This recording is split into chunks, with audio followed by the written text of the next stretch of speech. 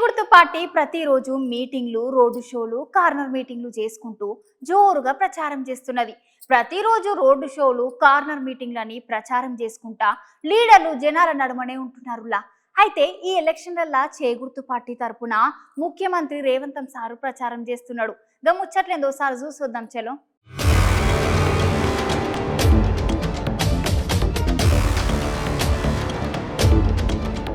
ఏ మాట కా మాట చెప్పుకోలే కానీ రేవంత్ సార్ చూసి మామూలుగా నడుస్తలేదు. సార్ ముందుండి పోయిన అసెంబ్లీ ఎలక్షన్లు గెలిపించినట్టే ఈ ఎలక్షన్ల సుత గెలిపించాలని మస్తుగా ప్రచారం చేస్తున్నాడు. అంతేకాదు అస్తంపాటి లీడర్లు అందరి సుత జనాల దగ్గరకు ఎలక్షన్లలో గెలిస్తే ఏం చేస్తామో చెప్పుకుంటా జనాల నోట్లు అడుగుతున్నారు. గత వారం రోజుల నుండి రాష్ట్రం మొత్తం సుడిగాలి పర్యటనలు చేసుకుంటా మీటింగ్ల మీద మీటింగ్లు పెడుతున్న రేవంత్ సారు ఇవాళ కొత్తగూడెం జనజాతర సభలో మాట్లాడుతున్నాడు. సార్ మాటలు మీరుసుతో పాలినూర్రి. ఈనాడు తప్పకుండా దేశంలోనే అత్యధిక మెజారిటీ ఇచ్చే పార్లమెంటు నియోజకవర్గంగా ఖమ్మం పార్లమెంటు నియోజకవర్గం చరిత్రలో నిలబడబోతుంది. మా ఖమ్మం సోదరులందరికీ కూడా మనస్ఫూర్తిగా నేను ధన్యవాదాలు, కృతజ్ఞతలు తెలియజేస్తున్నా. ఆనాడు 69 తెలంగాణ ఉద్యమం ఈ ఖమ్మం పాల్వంచ నుంచే మొదలై ఆనాడు మీ బిడ్డ రవీంద్రనాథ్ అనే వ్యక్తి మొట్టమొదట తెలంగాణ ఉద్యమం కోసం పునాదులేసి జై తెలంగాణ నినాదాన్ని ఈ ప్రపంచానికి వినిపించిన ప్రాంతం పాల్వంచ ఖమ్మం జిల్లా. ఈనాడు మీరిచ్చిన స్ఫూర్తి, మీరు చేసిన పోరాటం ఇవాళ తెలంగాణ రాష్ట్రం ఏర్పడ్డది. 2014లో బీఆర్ఎస్ పార్టీకి ఒకటే సీట్ ఇచ్చిండ్రు, 9 సీట్లు ప్రతిపక్షాలకు ఇచ్చిండ్రు. 2018లో బీఆర్ఎస్కు ఒకే ఒక్క సీట్ ఇచ్చిండ్రు. ఇప్పుడు కూడా మీరొక సీట్ ఇచ్చినా మళ్ళీ మీరందరూ ఆ మిత్రుని కూడా ఈరోజు ఇండియా కూటమిలో చేర్పించి రఘురామ్ రెడ్డి గారి గెలుపు కోసం వారు కూడా మనతో కలిసిందంటే ఏ రోజు కూడా ఈ ఖమ్మం జిల్లా నయవంచన నక్క చిత్తుల మాటకు ముందు అబద్ధంతోనే మొదలు పెట్టే కాలకూట విషం కల్వకుంట్ల చంద్రశేఖరరావును మీరు ముందే పసిగట్టి బండకేసి కొట్టి ఖమ్మంలో 100 మీటర్ల గోతి తీసి పాతి పెట్టింది ఈ ఖమ్మం జిల్లా అని నేను చెప్పదలుచుకున్నా. మనకు అన్ని చక్కగా అన్ని పనులు చేసుకుంటున్నా సుత ఒక్కసారి గింత ఏదైనా కిందికి మీదకి అయితేనే పొట్టు కోపం వస్తుంది కదా. అదే ఇంకా వికలాంగులకు ఎట్లుండాలి, వాళ్ళకి ఎంత తిప్పలు ఉంటుంది చెప్పుండ్రి. వాళ్ళని చూస్తేనే అయ్యో పాపం అనిపిస్తుంది. కానీ ఇప్పుడు నేను ఒక వీడియో చూపిస్తా, గా చూస్తే మీకైతే చూడబుద్ధి అయితే ఆట ఇంకా చూస్తారు. పాలి చూడుండ్రి.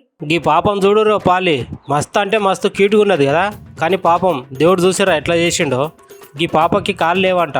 మామూలుగా మనకైతే ఏమనిపిస్తుంది చెప్పుర్రి, ఇట్లా కాళ్ళు చేతులు లేకపోతే అయ్యో పాపం అనిపిస్తుంది కదా. కానీ ఈ పాపను పాలు చూడుర్రి, చిన్నపిల్ల వాటి గురించి దేని గురించి సుత బాధపడకుండా ఎంత సంతోషంగా ఉన్నదో.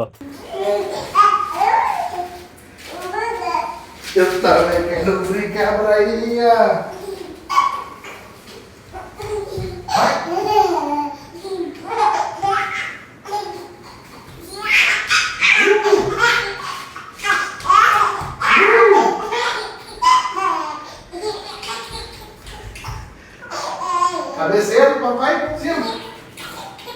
Você.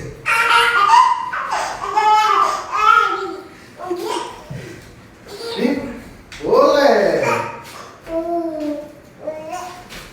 Olé.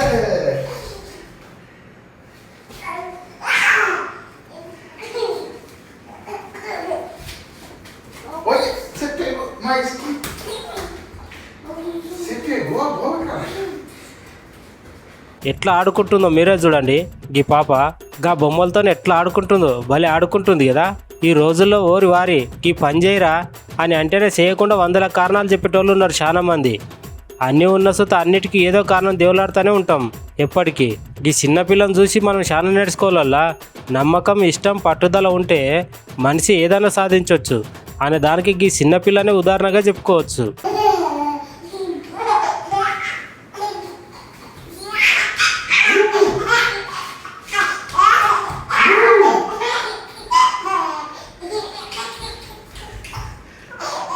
Cabeceiro, papai, cima. Você.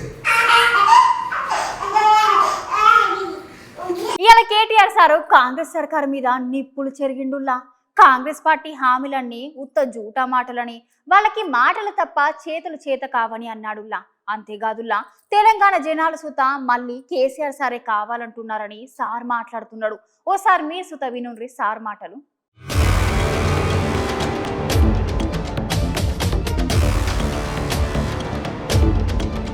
ఈ రాష్ట్రంలో 10 జిల్లాలున్న తెలంగాణను 33 జిల్లాలు చేసింది కేసీఆర్ ప్రభుత్వం. ప్రజల ఆకాంక్షకు అనుగుణంగా 23 కొత్త జిల్లాలు, అందులో కొన్ని మహానుభావుల పేరిట పెట్టిన జిల్లాలు ఆసిఫాబాద్, కొమరం జిల్లా, కొమరం భీం లాంటి జిల్లా కానీ, ప్రొఫెసర్ జయశంకర్ గారి పేరిట పెట్టిన జయశంకర్ భూపాలపల్లి జిల్లా కానీ, వీటిలో మత్సుకు 2 నేను చెప్పినవి. అదేవిధంగా మొదట కొన్ని జిల్లాలు ఏర్పాటు చేసిన తర్వాత స్థానిక ప్రజలు, స్థానిక నాయకులు ఐకమత్యంతో పోరాడి సాధించుకున్న జిల్లాలు మరికొన్ని ఉన్నాయి.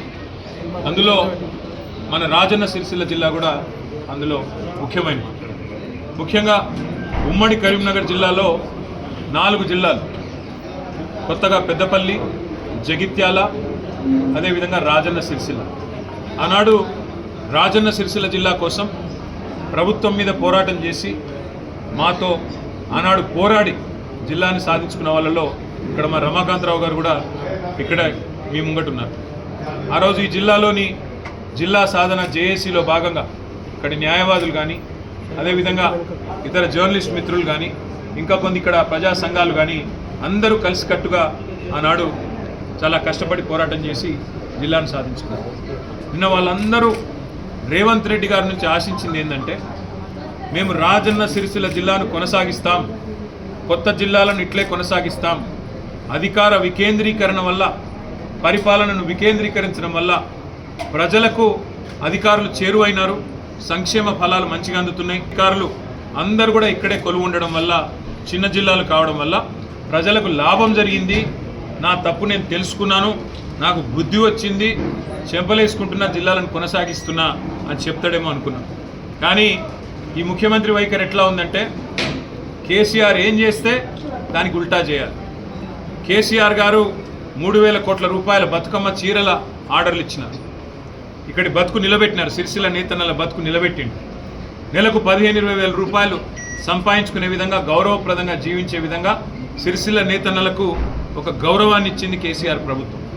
ఇవాళ రేవంత్ రెడ్డి గారు వచ్చిన తర్వాత రంజాన్ తోఫా కట్టు, క్రిస్మస్ కానుక కట్టు, బతుకమ్మ చీర కట్టు. అంటే కేసీఆర్ ఏం చేస్తే దానికి ఉల్టా చేయాలి. కేసీఆర్ గారు 125 ఫీట్ల అంబేద్కర్ విగ్రహాన్ని, ప్రపంచంలోనే అతిపెద్ద అంబేద్కర్ విగ్రహాన్ని పెడితే దానికి దండేయొద్దు, దాన్ని మొత్తం తాళం పెట్టి ఎవరు కనీస నివాళులు కూడా, గౌరవాన్ని కూడా అర్పించకుండా దాన్ని కూడా మరి ఒక చెరలో పెట్టిన విధంగా డాక్టర్ బాబాసాహెబ్ అంబేద్కర్ విగ్రహాన్ని కూడా అగౌరవపరిచిన మూర్ఖుడు రేవంత్ రెడ్డి. ఎలక్షన్లు దగ్గర పడగానే లీడర్లు జనాలను దేవుళ్ళు లెక్క గోలుస్తారు.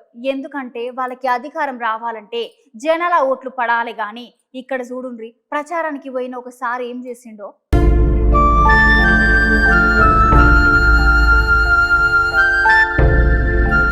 ఇక జనాలు లీడర్లకు ఓట్లేసి గెలిపించేది ఎందుకు? జనాలకు మంచి చేస్తారనే కదా నొల్ల. కానీ ఈ లీడర్ల మాటలకు చేతులకు అద్దు లేకుండా పోయి జనాల మీదకే చేతులు ఎత్తి కొడుతున్నారు. అందుకేనా మేము మిమ్మల్ని గెలిపించుకుంది అని జనాలు కూడా బాధపడుతున్నారు. నేను ఈ ముచ్చట ఇప్పుడు ఎందుకు చెప్తున్నానంటే, నిజామాబాద్లోకి వెళ్ళి కాంగ్రెస్ నుంచి ఎంపీగా పోటీ చేసే అభ్యర్థి జీవన్ రెడ్డి ఉన్నాడు కదా, ఇక ఈసారి కూడా వెరైటీగా ప్రచారం చేయాలనుకున్నారో ఏందో గానీ, కరువు పని చేసే ఉపాధి హామీ కూలీల దగ్గరికి పోయి, అవ్వ కాంగ్రెస్ పార్టీకి నాకు ఓటేసి మీరు అందరు భారీ మెజార్టీ తోటి కాంగ్రెస్ పార్టీని నన్ను గెలిపించాలి అని అందరిని అడుగుకుంటూ పోతున్నాడంట. అయితే ఆ ఉపాధి హామీ పని చేసుకుంటున్న ఒక అక్క పాపం తెలిసి తెలియక ఏమని అడిగిందో ఏమో గానీ, గా ముచ్చటకు జీవన్ రెడ్డి సార్ కు కోపం వచ్చి ఆ మహిళ మీద చేయి చేసుకున్నాడంట. ఇక ఈ ముచ్చట మీద మన మాజీ మంత్రి కేటీఆర్ సార్ సోషల్ మీడియాలో బాగా అరుచుకున్నాడు. జీవన్ రెడ్డి ఉపాధి హామీ చేసుకున్న ఒక అక్కను నువ్వు ఎలా చేయి చేసుకుంటావు? పేదల పైన నీకు ప్రేమ లేదా? మీ కాంగ్రెస్ పార్టీ నీకు అదే నేర్పించిందా అని జీవన్ రెడ్డి సార్ని కడిగి పారేసిండు. ఇట్లాంటి పనులు మీ కాంగ్రెస్ పార్టీకి, మీ కాంగ్రెస్ పార్టీ నాయకులకు పరాకాష్ట. ఓ రైతుల పట్ల న్యాయం లేదు, ఓ విద్యార్థుల పట్ల న్యాయం లేదు, ఓ రాష్ట్రానికి కూడా మీరు చేసింది ఏం లేదు. ఇక ఎందుకు ఉన్నట్టు కాంగ్రెస్ పార్టీ జనాలను కొట్టనికేనా అని ఇది జీవన్ రెడ్డి ఖండకావరం అని మాజీ మంత్రి కేటీఆర్ సార్ జీవన్ రెడ్డి సార్ మీద నిప్పులు జరిగిండు. సారు ఎట్లయినా ఒకసారి ఓట్లు అయిపోగానే మళ్ళా 5 ఏళ్ళు మొహం సుత చూడరు. ఇప్పుడు సుత ప్రచారానికని వచ్చి పాపం గట్ల కొట్టుడేని జీవన్ రెడ్డి సారు, ఇది ఎంతవరకు కరెక్ట్ చెప్పురు మీరే అని జనాలు మస్తు గరం అవుతున్నారు.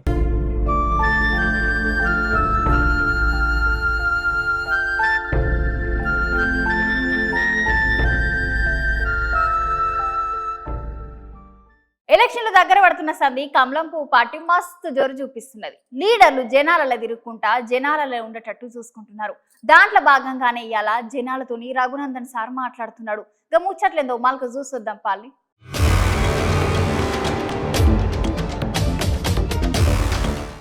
ఎలక్షన్లు దగ్గర పడుతున్న సందే కమలపు పార్టీ మంచి జోరు మీద ఉన్నది. ఈసారి ఎట్లయినా తెలంగాణలో ఎక్కువ సీట్లు గెలుస్తామని అంటున్నారు బీజేపీ లీడర్లు. అందరు లీడర్లు ఎప్పటికీ జనాలలో ఉండుకుంటూ మంచి పేరు తెచ్చుకున్నారు. ఇయ్యాల సుత రఘునందన్ సార్ ప్రచారం కోసం అని పోయి జనాలతోని మాట్లాడుతున్నాడు. సార్ మాటలు మీరు ఒప్పాలినుర్రి. 3 ఏళ్ళతో ఒక్క రూపాయి తీసుకోకుండా పచ్చి పులుసు ఎల్లిపాయ ధరలో ఏదో వేసుకొని ఇంత 3 పూటలు పువ్వ తినాలని మీరందరూ సందర్భంగా ఉండాలని కోరుకున్న పార్టీ నాయకుడు నరేంద్ర మోడీ గారు. పేదింట్లో కష్టం వస్తే పేద ఆడబిడ్డలు తమ ఇబ్బంది అయితే అది బాత్రూమ్ కానీ మీ స్తంభాలు చేసేటువంటి ఎల్ఈడి బుగ్గ వెనుకటికి ట్యూబ్ లైట్ పోతే ఏడాది దాకా లైట్ రాకపోతుంది. ఇప్పుడు కాంగ్రెస్ ఉన్నప్పుడు 3000, 4000 ఉన్న ఎల్ఈడి బుగ్గలు 175 రూపాయల నుంచి 300కి తగ్గిస్తే ప్రతి ఊర్లో స్తంభాలకు లైట్లు రాత్రి కూడా రాదు పగలేనటువంటి పరిస్థితిని కల్పించినటువంటి ప్రభుత్వం నరేంద్ర మోడీ గారి ప్రభుత్వం. ఢిల్లీలో దారి లేదు, గల్లీలో దారి లేదు, చంద్రశేఖరరావుకు నడిచే పరిస్థితి లేదు. ఇప్పుడు కారు కోటేశ్వరంకో ఈ వెంకట్రామరెడ్డి ఏం చేస్తాడంటే ఎమ్మెల్సీ అయినాక హైదరాబాద్ లో కోటాపేటలో ఎకరం 100 కోట్లు పెట్టి 10 ఎకరాలు కొనుక్కున్నాడు. అక్క ఎన్ని ఎకరాలు కొన్నాడు? ఎకరం ఎంత అన్న సపోర్ట్ చేస్తున్నాడు. ఎకరం ఎంత? 100 కోట్లకు ఎకరం చొప్పున 10 ఎకరాలు కొనుక్కున్నాడు. అంటే 1000 కోట్లు పెట్టి 3 ఎకరాల ఎమ్మెల్సీ పదవి ఇస్తే 1000 కోట్లు పెట్టి భూమి కొనుక్కున్నాడు వెంకట్రామరెడ్డి. రేపు మళ్ళా మీరు ఎంపీ చేసిరనుకోలేదు 5 ఏళ్లలో మరి కాళ్ళకల్ చుట్టున్న భూములు, మనోహరాబాద్ చుట్టున్న భూములు, గరీబ్ వాళ్ళ భూములన్నీ మళ్ళీ 1 లక్షకి 2 లక్షలకి 5 లక్షలకి గుంజుకొని ఆయన మాత్రం 1 లక్ష కోట్లకు ఓడవుతాడు. మళ్ళీ మనల్ని మాత్రం కలవడు. మీరు అల్లు అర్జున్ సార్ పుష్ప 2 సైన్మా చూసి రావులా సిట్టమేంది సైన్మా విడుదల కాకముందే చూసినరా అని అడుగుతున్నది అనుకుంటున్నారా? అయితే ఇప్పుడు చూపిస్తా, ఓసారి చూసి ఎట్లున్నదో మీరే చెప్పుండ్రి.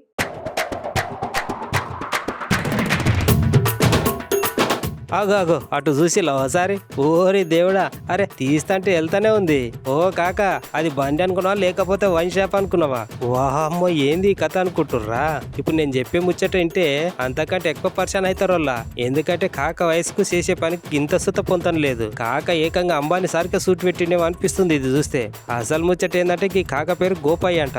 కాక ఏం చేసినట్టే అచ్చంగా సినిమాలో అల్లు అర్జున్ సార్ ఎట్లయితే ఎర్రచందన దొంగతనం చేసి వేరేటోళ్ళకి అమ్ముతాడో అచ్చు గట్లని కాకసుత సేమ్ గట్లనే తెలంగాణ నుంచి మన పక్కపోటున్న ఆంధ్రకు గిట్ల దొంగతనంగా సరుకు రవాణా చేసిండు. సరుకు అంటే ఎర్రచందనం కాదోల్లా, మన తాగుబోతున్నోళ్ళకి అంతకన్నా ఎక్కువ విలువైనది. ఇగో చూడుర్రి ఆ సరుకేందో. ఇక అసలే ఎలక్షన్ టైం, అన్ని చెక్ పోస్టులలో బండ్ల నాపి అన్ని చెక్ చేస్తారు కదోల్లా. అన్ని బండ్లను చెకింగ్ చేసినట్లే మన కాకబండి సుత అట్లా చెక్ చేసిర్రట. అంతే ఇక పోలీస్ అన్నల కండ్లు బయలు గమ్మినాయట ఒక్కసారి. ఎందుకంటే ఈ కాకగా బండి ముంగట లైట్ ఉంటది కదా, ఆ లైట్ లో ఏకంగా 100 కోటర్లను తెలంగాణ నుంచి ఆంధ్రకు తీసుకుపోతున్నాడంట. ఇక పోలీస్ అన్నలు చెకింగ్ చేసి కాకని విచారణ చేస్తున్నారంట. ఇది తెలిసిన జనాలు ఓ కాక ఆయన ఈ వయసులోకి ఇవన్నీ ఎందుకు నీకు చెప్పు, హాయిగా కృష్ణరామ అనుకుంటా బుకిడంత తిని ఇంట్లో ఉండక ముసలోనికి మందు దంద కావాలంట, మందు దంద అని అంటున్నారు. ఇంకొంతమంది ముసలోడే గాని మహానుభావుడు అని అంటున్నారు వాళ్ళ.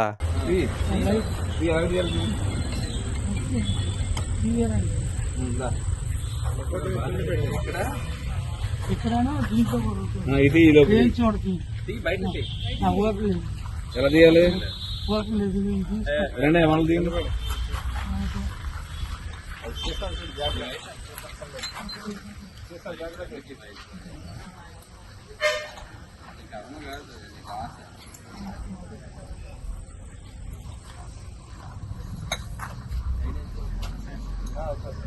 రేపన్నా ఇవైతే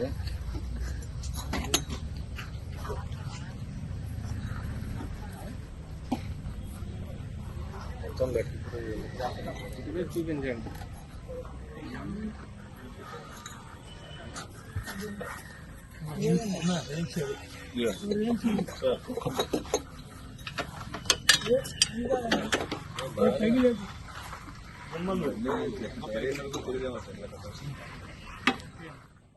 ఈ రాజకీయాలు మా చెడ్డవుల్లా, ఇవి మనిషిని ఎంతవరకైనా దిగజారుస్తాయి.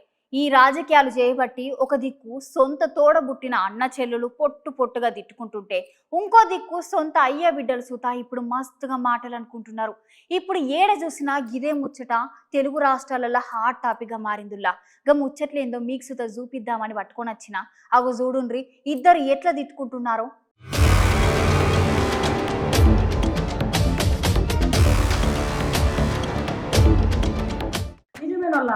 రాజకీయాలు మనుషుల్ని ఎంతకైనా దిగజార్చాయి కదా.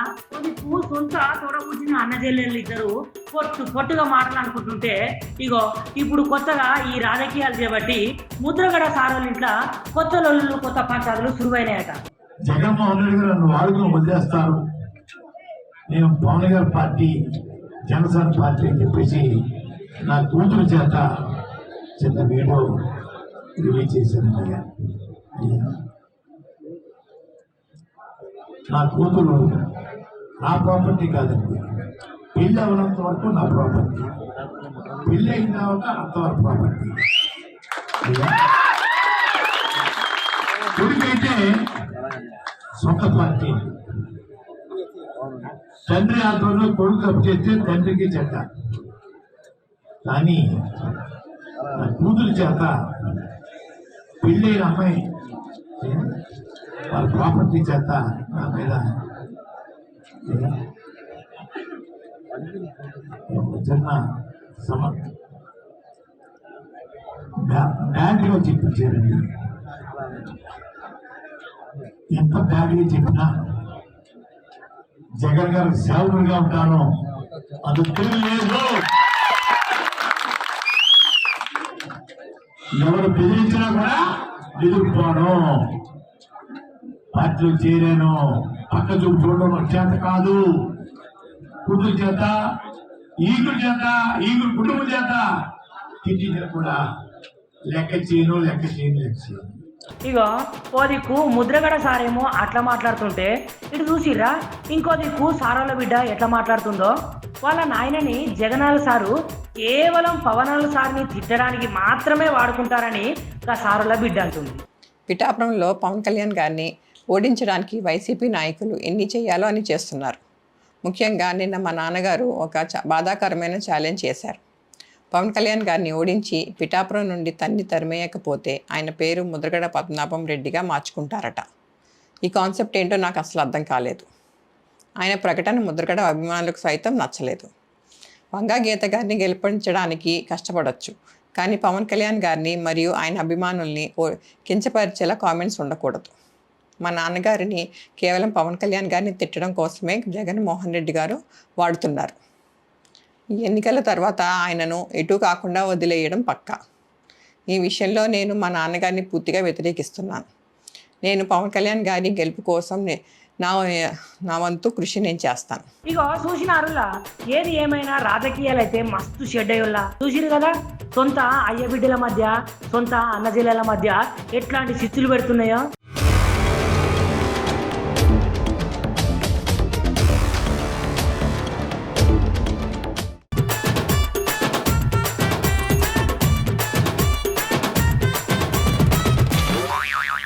చెలోయిక మా తమ్ముడు ఏదో మంచి గమ్మత్తు ముచ్చట పట్టుకొని వచ్చిండట, ఓసారి చూద్దాం గా ముచ్చటేందో.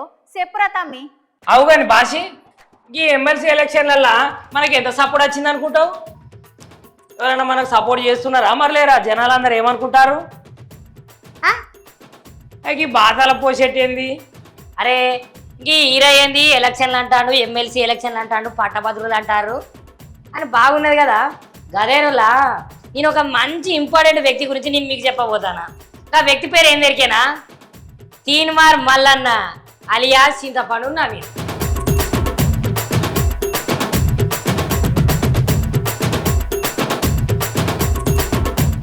అయితే ఇప్పుడు ఈ పట్టభద్ర ఎలక్షన్స్ వచ్చినాయి కదా, గదేనోళ్ళ ఎమ్మెల్సీ ఎలక్షన్స్ అంటారు కదా, పట్టభద్రులది గైనకు పట్టభద్రుల ఎలక్షన్స్లల్లా సీట్ ఇచ్చిర్రు. మరి ఆ సీటు ముచ్చట్లేంది, గా కథ ఏంది, గా కార్ఖానేంది మళ్ళా నేను చెప్పుడు కాదు కానీ ఏమోసారి నువ్వే మా జనాలందరికీ చెప్పరా. అదే మంత్రివర్యులు కోమటిరెడ్డి వెంకటరెడ్డి గారు మాట్లాడే కంటే ముందు నేను కొన్ని విషయాలు మీ ముందు స్పష్టం చేస్తా. చెప్పు. ఎందుకు వల్లనా మంత్రి గారికి ఇట్లా మైక్ పుచ్చుకొని మాట్లాడితే దాని తర్వాత మాట్లాడేందుకు నీకేం ముచ్చట్లు మిగిలే అని ముందుగానే చదువుకుంటాను ఏంది? ముందుగానే మాట్లాడతా, మంత్రి గారు మాట్లాడే ముందుకే మాట్లాడతా అని చెప్తాను. పట్టభద్రుల ఎమ్మెల్సీ ఎన్నికల్లో పోటీ పడతా ఉంటే మీ అందరికి తెలుసు, పోయిన 3 ఏళ్ల క్రితం 1600 కిలోమీటర్లు కాళ్ళు బొబ్బలెక్క తగ్గి పట్టభద్రులను ప్రసన్నం చేసుకొని పట్టభద్రుల్లో చైతన్యం తీసుకొచ్చే ప్రయత్నం చేసిన ఈ పట్టభద్రులందరిలా చైతన్యాన్ని నింపినావు, కానీ గాయాల్లా మరి పట్టభద్ర ఎలక్షన్స్ వల్ల నువ్వెందుకు గెలవలేదు? నువ్వెందుకు ఓడిపోతావు మరి? కానీ ఆ రోజు పల్లా రాజేశ్వర రెడ్డి నకిలీ ఓట్లతోని, దొంగ ఓట్లతోని ఎన్నికలు నెగ్గిన సంగతి మీ అందరికీ తెలిసిందే. అవునా? నకిలీ ఓట్లతోటి, దొంగ ఓట్లతోటి గెలిచిండా? మరి అప్పుడు ఎలక్షన్స్ మంచిగానే జరిగినాయి అంటారు కదా మరి అందరూ. సోదరులారా, 5-6 వేల తేడాతోని ఆ రోజు ఓడిపోవడం జరిగింది. కానీ నైతికంగా నిర్మాణాలన్న గెలిచిందని చాలా మంది చెప్పారు. కానీ ఒక మాట, నైతికత గెలుపు నాకేమొద్దు, పక్క ఓట్ల గెలిపి కావాలి. నైతికంగా గెలిచిన సాంకేతికంగా ఓడిపోయి ఎందుకిదంతా అయ్యో, వాళ్ళ అభిమానం వాళ్ళది. అయినా ఈ నైతికంగా గెలిచిందంటే నీకేమైతుందన్న? గెలుపు గెలిపే. మరి ఇంకో ఎందుకు వచ్చిందమ్మా? ఎందుకు వచ్చిందో మరి దాముతుడు కూడా మా అందరికి నువ్వే చెప్పరాదు. మనల్ని నమ్మించి పట్టభద్రులకు న్యాయం చేస్తాని, నీ కష్టాలు తీరుస్తాని నీకు జరగదు. అరే రే, ఏమన్నా బాగా జరగమంటున్నామన్నా? ఏం జరుగుతలేదా ఏంది? ఊకో, జరగకపోతే మన టీవీ లేదంతి. జరగదు. నీ కష్టాలు తీరుస్తా అని చెప్పిన పల్లా రాజేశ్వర రెడ్డి దొంగతరంగా పారిపోయి విజయం చేసి వచ్చినటువంటి ఉప ఎన్నిక. అబ్బా, ఈ పల్లరాజేశ్వర రెడ్డి సార్ ఏమన్నా దొంగనా అన్న? అయినా గా సార్ పోయినందుకే ఉప ఎన్నికలు వచ్చినాయా? వామ్మో, వాళ్ళకి ఇట్లా ఏమన్నా అనుకుంటారా ఏంది? కానీ మీ తీర్మార్ వలన మీ బిడ్డ ఓడిపోయినప్పటికీ కూడా 3 సంవత్సరాల నుంచి దేవుడు జగదట్టు కొట్టాడుతూనే ఉన్నాడు కేసీఆర్ మీద. మీ అందరికీ తెలిసినటువంటి విషయం చెప్తున్నారా? అవునన్నా, ఏ మాట కామాట నిజంగానే నీ మాటలతోటి కేసీఆర్ సార్ నువ్వు పొట్టరుచుకున్నమాట. నీ ఆర్తలతోటే జనాలందరూ కేసీఆర్ సార్ దించిండ్రు అని అనుకుంటారట. ఒక్క రోజు ఖాళీ కూర్చోలే, ఒక్క రోజు కూడా ఇంట్లో పడుకోలే. సార్ ఏంటి సార్ అది? ఒక్క రోజు కూడా ఇంట్లో పడుకోలే. బరాబర్ కేసీఆర్ ని కొడతాం, గద్దె దించుతామని చెప్పిన దించి చూపెట్టిన మీ రాష్ట్రంలో సోదరులారా. Mind blowing unbelievable result జరిగేస్తుంది. అమ్మ బాబాయ్, అవును మళ్ళన్న, నిజంగానే కేసీఆర్ సార్ మీద మస్తు మాట్లాడినావు. నీ ఆర్తలు చేయబట్టే జనాలలా ఫుల్లుగా చైతన్యం వచ్చిందని జనాలు అందరూ అనుకుంటారు ఇప్పుడు. నాకు తెలుసు సోదరులారా, ఈసారి పట్టభద్రులంతా ఎంత కసితో ఉన్నారో తీర్మార్ వలన గెలిపించడానికి. ఆ విషయం నాకు తెలుసు. నాకు భారీ మెగా చేయడానికి కూడా సిద్ధంగా ఉన్నారన్న విషయం తెలుసు. అబ్బా, నిజంగానేనా మళ్ళన్న? నిజంగానే ఈ ఎమ్మెల్సీ ఎలక్షన్స్ అలా బయటపడతావా? మళ్ళీ భారీ మెజారిటీ తోట అని చెప్తాను. మరి ఒకసారి ఆలోచించుకో. నేను గతంలో మాట్లాడినా చాలా సార్లు, మంత్రివర్య లింగాల ఈ మాట. నేను ఎన్నికల్లో రాజకీయాల్లోకి వచ్చే నాటికి నా కుటుంబ ఆస్తులు మొత్తం ప్రభుత్వానికి రాసిస్తా అని చెప్పిన. ఓ మళ్ళన్న, నిజంగానే అయ్యింది. ఇప్పుడు ఇట్లాగా కాగితాలు గిరిగిట్లా వాడుకొచ్చినావా? అన్నట్టుగానే బాండ్ తీసుకొని వచ్చిన. ఓసిని అన్యాయం చల్లకుండా అన్నతో పని చేసినవేందన్నా? నిజంగానే తీసుకొచ్చినవేంది? మరి ఆ బాండుని ఇప్పుడు ఎవరి చేతిలో పెడతావు? ఆ బాండుని ఎక్కడ తెస్తావు? నాది నా కుటుంబానికి సంబంధించినటువంటి నా కుటుంబ ఆస్తులన్నీ ఈ రాష్ట్ర ప్రభుత్వానికి, చీఫ్ సెక్రటరీ గారికి, అన్నగారి ద్వారా పంపిస్తా ఉన్నా. ఏం మాట్లాడుతున్నావు? నరాలు కట్ అయిపోయింది. నీ మల్లన్న కథ చల్లకుండా గా కాగితాలు తీసుకపోయి గా వెంకటరెడ్డి సార్ చేతిలో పెడతావేంది? అయినా గా సార్ ఏం చేసుకుంటున్నా గా కాగితాలను? గా సార్కి ఏమన్నా ఆస్తిపాస్తులు తక్కువనా ఏంది? మీరు ఎప్పుడు ఆదేశించినా మేము పూర్తి స్థాయి అమలు చేస్తామని చెప్పి తెలియజేస్తా ఉన్నా. అగో, నిజంగానే వెంకటరెడ్డి సార్ చేతికి ఇచ్చిండులా? అగో మల్లన్న, నీ ముచ్చట నువ్వు మైక్లో మాట్లాడుతావు. ఆ వెంకటరెడ్డి సార్ చూడు, అగో గిద్దగానం చూడబట్టే. అయినా నీ ఆస్తులేనా నువ్వు ఇచ్చింది, లేకపోతే భారతదేశంలో ఉన్న ఆస్తులు మొత్తం ఇచ్చినవా? పరీక్ష బట్టి పేపర్ లోపడి పోయి మరి చూస్తాడు సారు. అరే ఓ మల్లన్న, చూడరాలే జరా. అగో అరే, గా సార్ వచ్చినా కూడా నువ్వు పట్టించుకోకుండా మొత్తం చూస్తాను. దాంట్లో ఇంటర్నేషనల్ సంబంధించిన ఆస్తుపాస్తులు ఏమన్నా ఉన్నాయా ఏంది? మళ్ళా నిజం చెప్పే, ఇవి నీ ఆస్తులేనా లేకపోతే ఇంకా వాళ్ళ వీళ్ళ ఆస్తులు ఎత్తి కన్నా రాసినవా? గంతగానో పరీక్ష పట్టి చూస్తాడు ఈ సారు.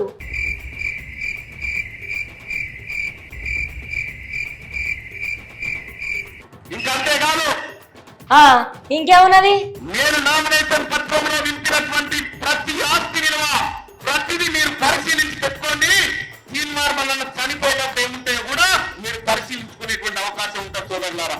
అవమాలన్నా నువ్వు తీసుకున్న నిర్ణయం మంచిగానే ఉన్నది, కానీ నీ ఆస్తిపాస్తులన్నీ ఇంకా సర్కార్కి ఇవ్వబడుతుంది. ఇంకా సర్కార్కి ఇచ్చే బదులు మంచిగా అనాథాశ్రమంకా లేకపోతే గూనెళ్ళకో గుడ్డోళ్ళకో ముంగోళ్ళకో ముడిగోళ్ళకో ఇస్తే వాళ్ళన్నా సంతోషపడతారు. ఎందుకన్నా ఆ ప్రభుత్వానికి అప్పచెప్తా అంటున్నావు? ఆ ప్రభుత్వానికి ఏమన్నా పైసలు తక్కువ ఉన్నాయా ఏంది? వాళ్ళ వీళ్ళకి ఇస్తే పాపం నీ పేరు చెప్పుకొని మంచిగా బతుకుతారు. లేకపోతే నువ్వు గదేలో పెట్టినావు కదా, గన్ననన్నా బాగా పైసలు ఇయ్యి, మంచి మంచి జీతాలకు మంచి మంచి వాళ్ళు దొరుకుతారు. కానీ నీ ఆస్తిపాస్తులకి ఇట్లా తీసుకపోవడైతే జర మంచిగా అనిపించలేదన్నా. నువ్వేమనుకున్నా మంచిదే. గివ్వులు అయ్యాల్టి ముచ్చట్లు మళ్ళా కొత్త కొత్త ముచ్చట్లతో మళ్ళా కలుద్దాం. అంతవరకు ఉంటాం మళ్ళా.